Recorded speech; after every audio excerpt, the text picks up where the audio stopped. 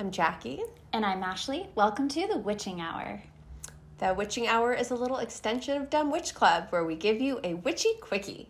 What that is we take a big topic, break it down into bite-sized pieces, and we have a little sip of something to drink. And when you say something... I mean wine. You mean wine. I really Sometimes emphasized it's the cocktails. K on that. I was like, You did. I know. It was very anyways, pronounced. Whatever. Okay, have some wine. Thank you. So this wine is called diviner. Like someone that divines, like sees predictions. And this is an Albarino. Ooh. So It's kind of Swedish smelling.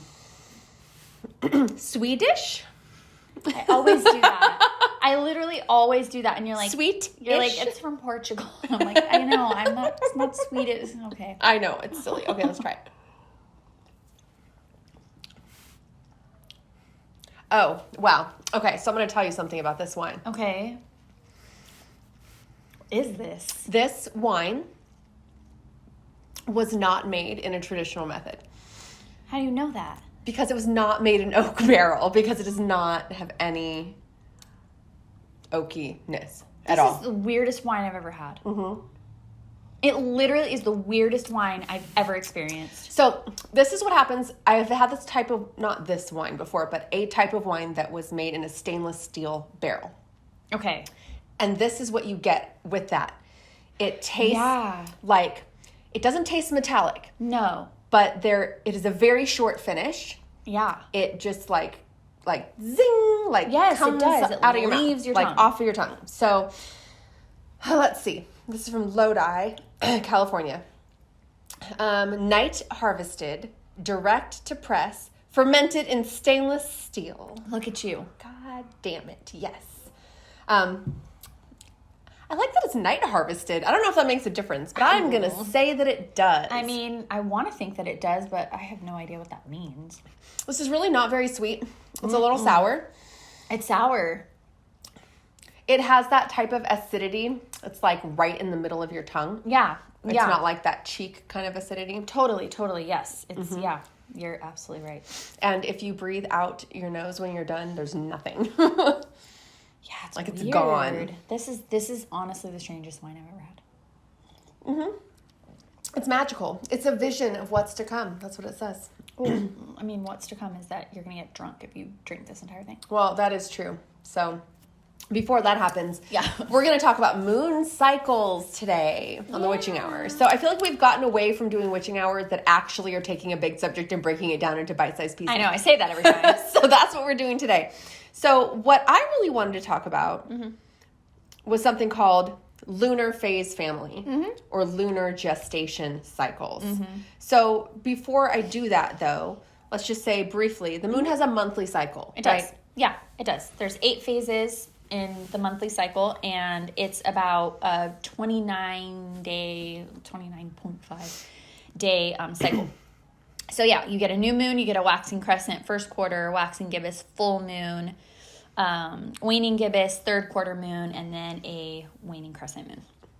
Yeah, and so every month, it's every month, but every sun sign period, the new moon is in the same sign as the sun, and that kind of starts off a cycle. Yeah.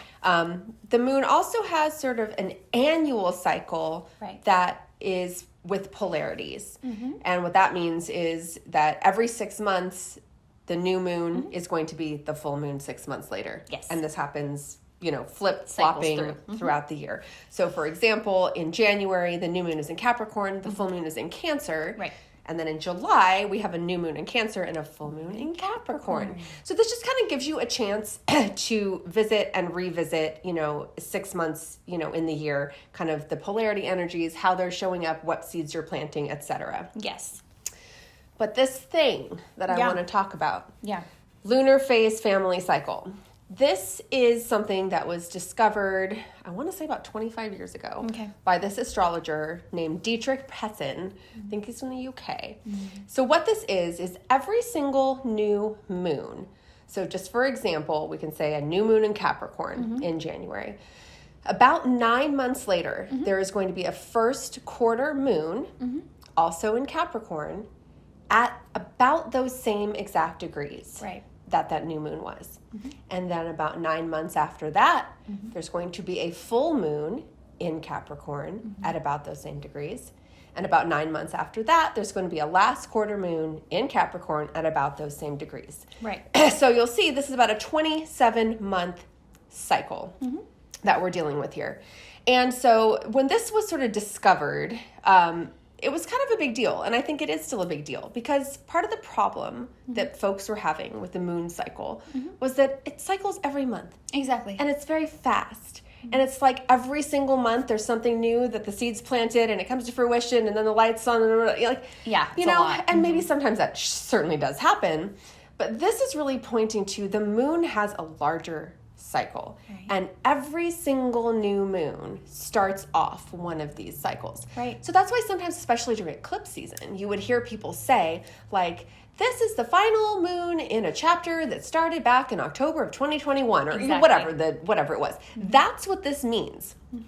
And he called it a gestation cycle because it was about 9 months in between all of these. So it's like, I prefer to call it a lunar phase family cycle.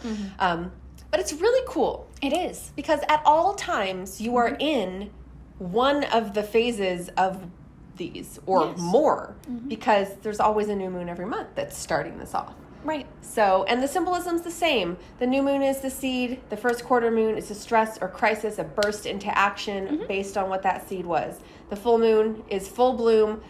Everything's out on the table visibly. The last quarter moon is a busy, urgent closing to the thing that was, 2.5 years ago. Yeah. So. Yeah, it's very cool to see kind of like the graduating layers out. And then, looking at that in terms of where these things, like where the signs are activating in your own natal chart and looking at those stories that you're seeing. And that's really what astrology is it's the telling of sort of your story, your journey, and in this like grander stage of, the earth and the world and the luminaries.